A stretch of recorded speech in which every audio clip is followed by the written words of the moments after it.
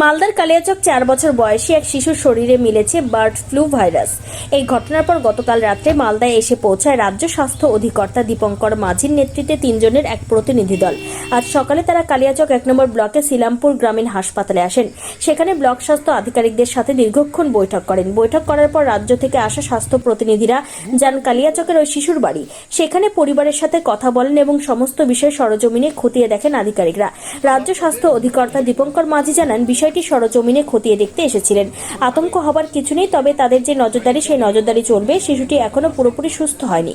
তবে এই শিশুর পরিবার এবং গ্রামবাসীদের দাবি, রাজ্য সরকার এখনো সেইভাবে ওই পাশে দাঁড়ায়নি। বর্তমানে শিশুটি অসুস্থ রয়েছে, প্রতিদিন অক্সিজেন দিয়ে রাখতে হচ্ছে। ঘটনার পর গোটা গ্রামবাসী ভাইরাসের নাম শুনে আতঙ্কিত হয়ে রয়েছে।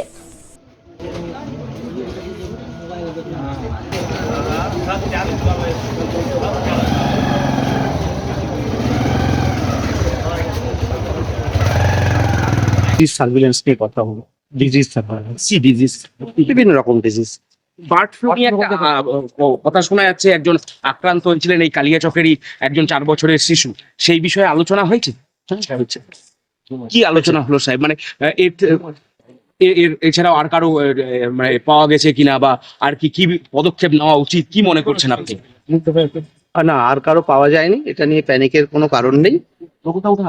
এবং এটা নিয়ে আর কি পদক্ষেপ নেওয়া সেটা তো নেওয়া হয়েইছে। আমরা সার্ভিলেন্সটা ঠিক মতো জারি রাখবো, এটাই।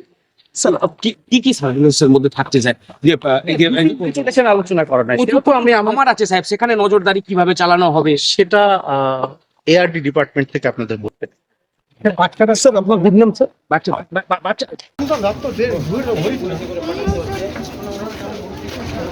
ওইভাবেই করছে।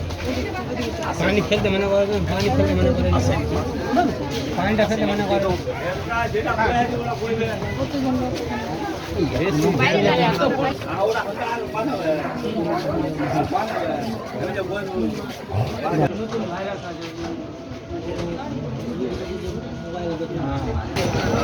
সব চালু